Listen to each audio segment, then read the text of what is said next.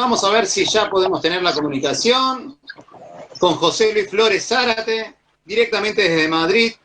Muy buenas noches, José Luis, ¿cómo estás?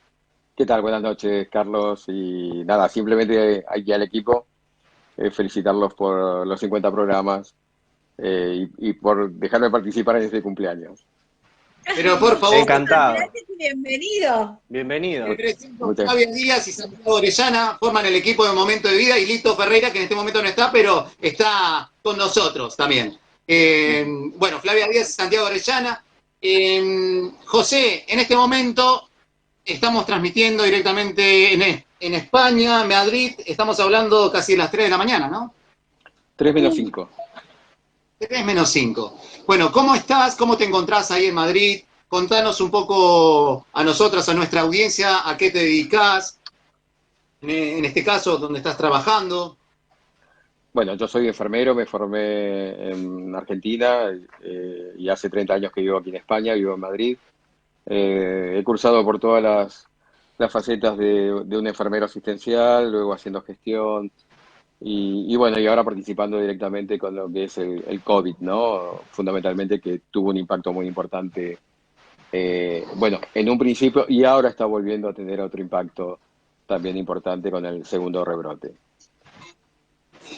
Es bastante complicada esta situación, también una de las charlas que nosotros habíamos tenido, porque también Argentina tomó un poco de ejemplo, ustedes fueron en este caso pioneros, ¿no? Igual que Italia, países europeos, de tener toda esta crisis del coronavirus, ¿no? De mucha gente infectada, muchas muertes.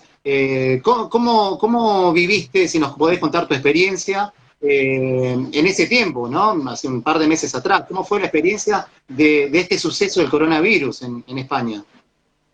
Bueno, yo siempre me formé y mi participación asistencial casi siempre fue en cuidados intensivos, en lo que es la terapia, y entonces no estaba trabajando en ese momento en intensivos y debido al impacto que estaba generando y que repercutía en que los hospitales eh, triplicaban sus camas de intensivos y no conseguían personal como para poderlos atender, me ofrecí para poder participar y con el aporte de toda la experiencia acumulada, brindar eso, ¿no? Brindar la posibilidad de tener una persona que pudiera servir de apoyo ante tanta necesidad por el aluvión de pacientes que fue un tsunami realmente de enfermos contagiados y que fueron muy difíciles de tratar en un principio por la falta de medios y por la falta de conocimientos de cómo se comportaba realmente este virus con su carga viral y su repercusión en los pacientes, sobre todo en los pacientes mayores.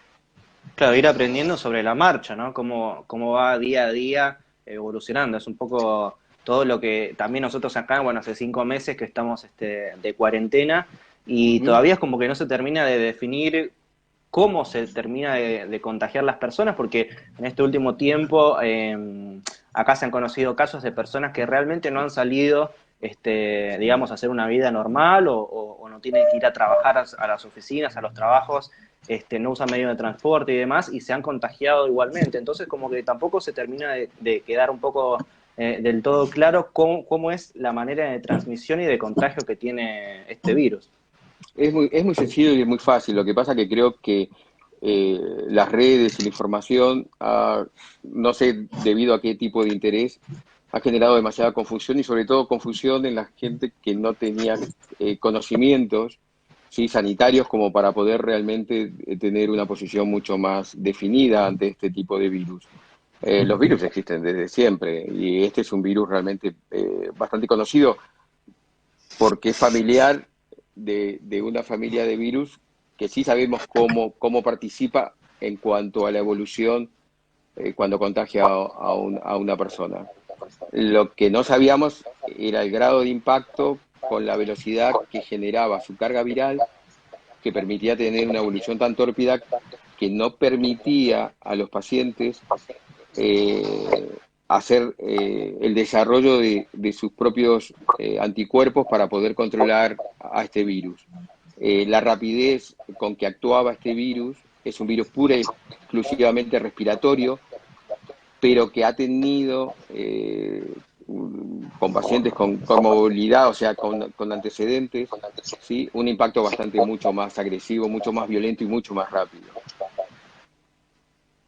Esto se debe también digamos, cada persona es un individuo particular, recepciona diferente. Podemos hablar también que el coronavirus es primo hermano de la gripe, ¿no? De la gripe Sí, sí, común que sí, nos sí, sí, sí. agarra, Sí, pero sí, como sí, sí. decías vos, también tiene una incidencia en el organismo muy rápida y actúa sobre las vías respiratorias. En este caso, José Luis, ¿cuál es tu punto de vista con respecto a esto de la vacuna que nos creó expectativas a nivel mundial, ¿no? De decir, bueno, va a servir, no va a ser, porque es esperanza también para mucha gente. Nosotros inclusive acá en Argentina también estamos con esa esperanza, bueno, ¿cuándo llega? Llega en enero, llega en febrero, nos vacunamos, ¿qué pasa? ¿Nos vacunamos todos? ¿No nos vacunamos todos?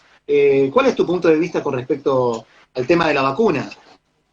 Soy muy escéptico con relación a la vacuna. Yo creo que la vacuna ya está realmente fabricada porque hay antecedentes de laboratorios que han trabajado sobre el SARS, sobre el MERS, sobre virus primos hermanos de este coronavirus, del COVID-19. Lo que pasa es que para poder realmente cumplir con las fases de todo programa y desarrollo de una vacuna, se está acelerando demasiado este tipo de proceso y seguramente no se tiene la certeza de que pueda ser una vacuna permanente, que pueda llegar a generar inmunidad definida.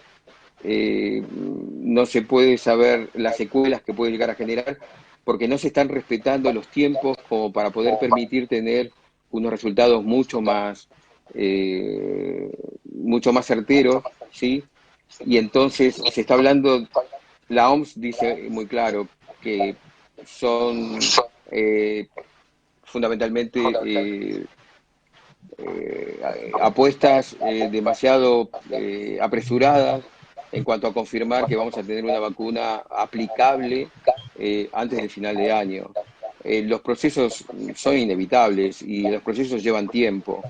La mayoría de las vacunas están en la tercera fase. La tercera fase necesitan como mínimo tener 10.000 voluntarios para poder ver y tienen que tener un control a los 3, a los 6 meses, al año, para ver cómo es el comportamiento, con controles analíticos, para ver realmente cuál es la respuesta a eso. Y sobre todo en esta tercera fase es cuando se inocula esa vacuna a mayores de 60 años, que es el grupo de edad que ha sufrido el impacto de este virus con mucha mayor virulencia. En Claro, España, claro. sí, Fla, sí, por favor. No, yo le quería preguntar cómo tomaron estos segundos rebrotes, o sea, para llamarlos de alguna forma, porque como que en Europa ya había calmado tanto contagio y aparentemente por noticias que nos llegan a nosotros, nuevamente hay un brote. Entonces, ¿cómo tomaron este nuevo rebrote? E incluso si ya, bueno, están prácticamente mejor, digamos, armados, hablando de medicina, para la gente que está contagiada nuevamente o la que recién se contagia. Bueno, fundamentalmente lo que somos los sanitarios estamos totalmente indignados. Indignados porque la desescalada o la reapertura después del confinamiento ha generado que evidentemente la gente no está respetando la distancia social, no está respetando el uso de la mascarilla. Hay grupos ahora que también en Argentina se están manifestando que aparentemente esto no es una pandemia, sino que aparentemente es una maniobra de determinados entidades que están explotando esta situación fundamentalmente por una cuestión política, por una cuestión económica. Yo les quiero confirmar que realmente esta es una enfermedad con una virulencia increíble. Ver pacientes que han pasado el coronavirus, que lo han podido superar y que quedan en una situación realmente limitada en cuanto a su capacidad funcional respiratoria, con una fibrosis. El pulmón es un tejido muy esponjoso, es un tejido para permitir evidentemente expandirse cada vez que ejecuta el mecanismo de la ventilación, la inspiración y la expiración, pero se acartonan de tal manera que no le permite tener, quedan demasiado limitados. Hay muchos pacientes que han luchado, que han superado el proceso viral, han vencido al virus y se han quedado, ¿sí?, con una respuesta respiratoria totalmente limitada, que no pueden subir 2 escalones porque se asfixian, ¿no?, con una disnea o con una capacidad respiratoria muy limitada. Quedan para trasplante pulmonar. O sea, después de una lucha, después de intentar superar con un esfuerzo increíble por parte de todos los que intentamos evidentemente recuperar este tipo de pacientes, se quedan realmente muy limitados. Estos pacientes... Sí, perdón. No, perdón, termina. No, que me refiero que no es el comportamiento de un cuadro gripal grave, es mucho más, Claro. con mayor impacto. Totalmente. Claro, las consecuencias estas que usted está mencionando tienen que ver puntualmente con pacientes que hayan tenido antecedentes desfavorables respecto a la salud, digo, problemas respiratorios crónicos, o son personas que estaban totalmente sanas y que atravesaron la enfermedad y que la enfermedad misma les ha provocado esta situación. Evidentemente, y por esa razón, el mayor impacto fue en mayores de 60 años, fue provocada porque evidentemente tenían antecedentes de enfermedades, ¿no? La diabetes, la hipertensión, la obesidad, evidentemente han influido muchísimo en aumentar la mortalidad de estos cuadros. Está claro, y ahora estamos viendo que en este segundo rebrote el rango de edad es mucho más joven de la gente que está contagiándose, pero que no sufre realmente el cuadro patológico grave, ¿no? Según las últimas estadísticas publicadas, de toda la gente que se contagia, hay aproximadamente un 65% que sufre el proceso de contagio del COVID como una gripe, Claro. totalmente, y asintomática y fundamentalmente en su casa. Hay un 35%, un 30% que la sufre con un cuadro de gripe importante, de gripe fuerte, con 4 o 8 días de evolución, con cuadro febril y con la miastenia, la fatiga muscular, con todos los componentes de un cuadro gripal complejo. Y hay un 5% sí que desarrolla el cuadro más grave y es el que realmente casi no tiene posibilidades de superarla. Acá nosotros, bueno, como le decía al principio, estamos hace 5 meses de cuarentena, de aislamiento, y muchas veces leo comentarios respecto a personas que creen haber tenido en algún momento, haber transitado la enfermedad y no haberlo sabido, digamos, haberlo transitado de manera asintomática y tal vez estuvieron 15 días, obviamente estamos hace 5 meses, pero digo, estuvieron esos 15 días o el tiempo que transcurre la enfermedad y no han presentado ningún síntoma y lo han atravesado sin ninguna complicación, digamos. Hay mucha gente que empieza de alguna manera a hacerse la cabeza en esto, de que tal vez ya lo tuvieron y no hay manera de comprobarlo, ¿no? Porque una vez que pasa el periodo de tiempo, es posible detectar mediante con algún hisopado o algún estudio si han tenido la enfermedad. Sí, los estudios de serología, que son analíticas de sangre, evidentemente se puede valorar, ¿sí?, según el tipo de inmunoglobulina que tienen, si han sufrido o no la enfermedad. Claro, lo que pasa quedan, digamos, restos. que ese es el gran problema de esta enfermedad. Mucha gente que ha sido totalmente asintomática, que no la ha sufrido, pero ha sido portador y ha generado quizás entre sus contactos el contagio, ¿sí? Sin haberla sufrido, sin evidentemente generar ningún tipo de síntoma, ha permitido evidentemente hacer una vida normal, una vida rutinaria, y eso ha generado, tanto en el trabajo como en su entorno familiar, ser portador del virus y poder contagiar al entorno que ha tenido contacto con él.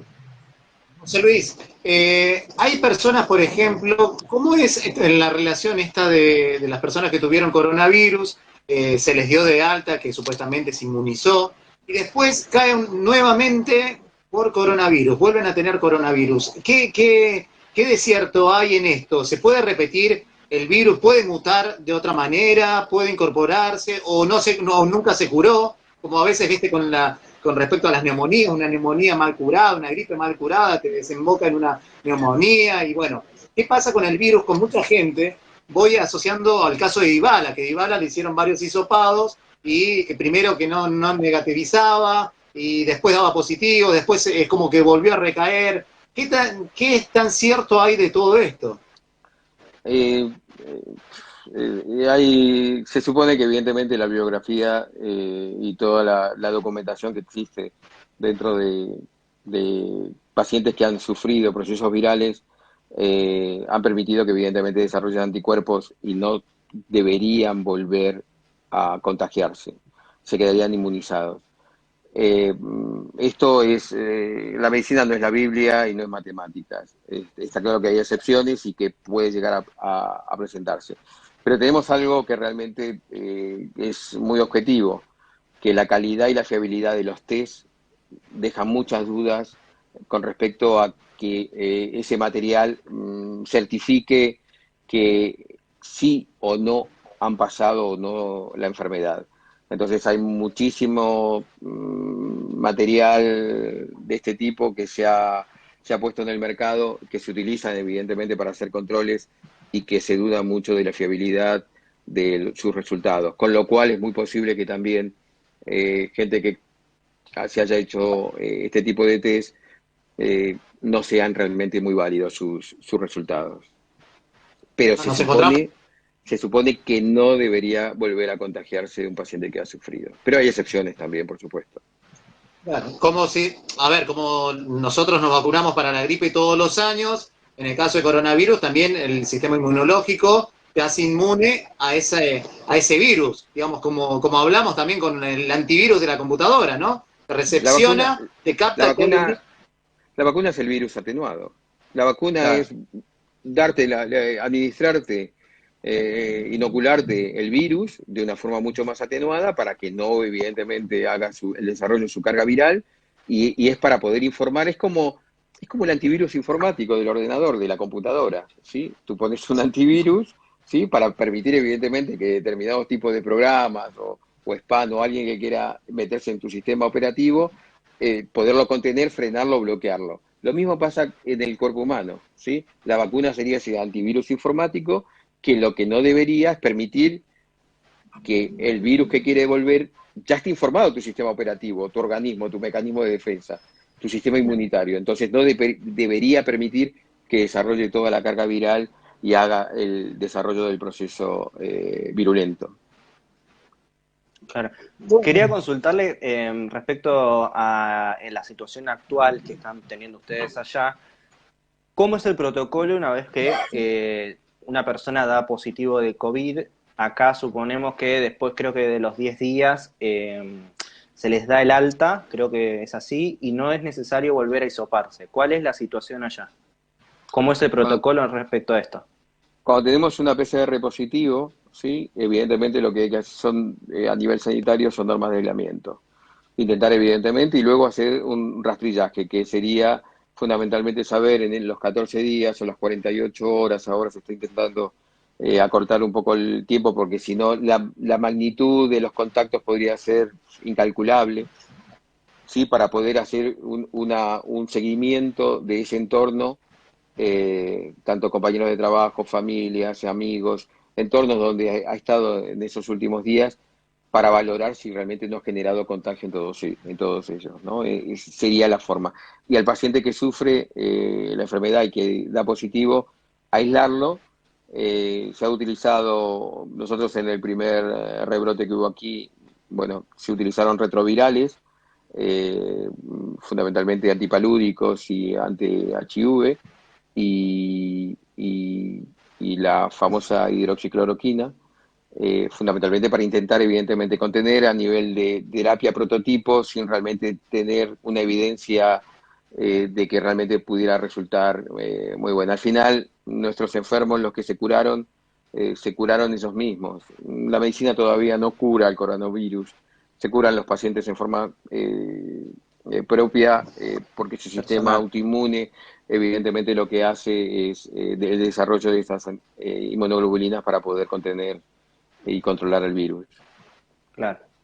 Vamos a tener que convivir con este virus, José Luis, me Hoy, hoy, parece, ¿no? hoy salió un artículo bastante consensuado que tiene el soporte de la Organización Mundial de la Salud y que dice que en 2 años recién vamos a tener una vacuna para curar este virus. dentro de 2 años. O sea que vamos a Y tener es más, todavía que hacer una convivencia la mucho OMS más, sí. dio por terminada la pandemia para ellos. Bueno, no es tan así. Yo creo que hay muchísima información que nos confunde. ¿Sí? La OMS está realmente muy preocupada. Es más, en sus últimas recomendaciones pide por favor que la euforia por la aparición de estas vacunas no genere evidentemente un efecto muy esperanzador porque hay que ser mucho más cautos. Claro. Claro, por supuesto, por supuesto. Bueno, José Luis, la verdad que es un honor tenerte en nuestro programa, te agradecemos enormemente. Tenemos, a ver, me están avisando que tenemos una consulta. Tenemos, Santi, una preguntita antes de Sí, despedirnos. bueno, muchas gracias, dicen, por el programa, por la información sobre el virus, excelente profesional, dice Ana. Y Mirta pregunta, ¿qué opina el doctor sobre la vuelta de los chicos al colegio? Es algo, el impacto que está teniendo este segundo rebrote, por lo menos aquí en España, es que está afectando mucho a allá rangos de edad mucho menores, no solamente ya jóvenes, sino adolescentes. Se entiende que cuando aquí la apertura educativa, académica, es a partir de septiembre, octubre, con lo cual se calcula que va a ser muy difícil que haya clases en forma rutinaria como había antes, por el hecho de que evidentemente ya este virus actúa mucho más en este rango de edades y seguramente serían focos de contagio masivos también. Con lo cual se está estudiando y se está valorando cuál sería la forma. Entiendo que no va a ser presencial, que va a seguir siendo de forma virtual o Virtual. si no presencial. Están viendo si hay rotaciones de grupos y demás, grupos minoritarios bastante controlados, porque las aulas no permitirían tener, no sé, pero creo que ahora son 25 o 30 alumnos por aula. No habría tantas aulas para tener grupos de 10, respetando los horarios escolares o académicos, y habría que contratar muchísimos profesores para poder tener, y creo que no. España No está también la está estructura. sufriendo, España también está sufriendo una crisis económica. Creo que la vuestra es mucho más impactante porque ya venían antes del proceso de la pandemia con una recesión económica muy fuerte, Sí. y entonces esos pertenecen a presupuestos del Estado que no sé si están por la labor, evidentemente, de hacer una inversión tan importante. Con lo cual, todavía se está valorando. No hay una definición en cuanto a la apertura de los colegios, por lo menos aquí en España. Muy bien. Bueno, José Luis, fue un honor tenerte. La verdad que te agradecemos enormemente. Sabemos que estás con mucha actividad. Estoy de guardia, Desde ya, estoy vestido así porque estoy de guardia. sí, sí, Ah, muy bien. estás de guardia. Por eso, sobre todo, te agradecemos enormemente que nos des la posibilidad de mostrarnos un panorama también desde del otro lado del océano, ¿no? De España, tener la Mando, experiencia, cómo. Sí, mando mi sí, dirección para que me mandéis un poquito de torta, ¿no? Porque pero por supuesto, Ah, por el festejo, claro que digo. sí. Y Muy sobre todo, bien, muy bien. claro, y sobre todo en nuestro Porque, programa, en este momento que vamos a cumplir, que hoy cumplimos los 50 programas al aire, la verdad que por eso. fue un honor tenerte acá en nuestro programa, muchísimas gracias, muy claro en los conceptos y por darnos la información, ¿no? Mucha gente de acá, en la Argentina particularmente, estamos con este inicio de clases que no sabemos si volvemos. Bueno, ahora la última información aparentemente que sí, no sé cómo se va a volver, si va a ser en forma graduada, 5, 10, 14 chicos, no se sabe todavía cuál va a ser la disposición, pero bueno, gracias por el modelo que está anticipado desde España, ¿no? Así que bueno, muchísimas gracias, José Luis. Y bueno, ¿querés No, al dejarnos un contrario. saludo para toda nuestra audiencia? Sí, sobre todo, bueno, yo sé que hay compañeros en Argentina que querían verme. Bueno, un saludo a todos ellos. Sí, Silvia, Clara, Osvaldo, a todos mis ex compañeros del Nacional 13 de Liniers. Bueno, muy bien. muchísimas gracias, José Luis. Bueno, muchísimas Un, gracias por estar en nuestro programa. Un gustazo. un Gracias. abrazo Placer enorme. y Gracias. buena guardia y a cuidarse mucho. Muchas gracias. Adiós. Un Adiós, saludo. adiós. Adiós, igualmente. A José Luis Flores Zárate,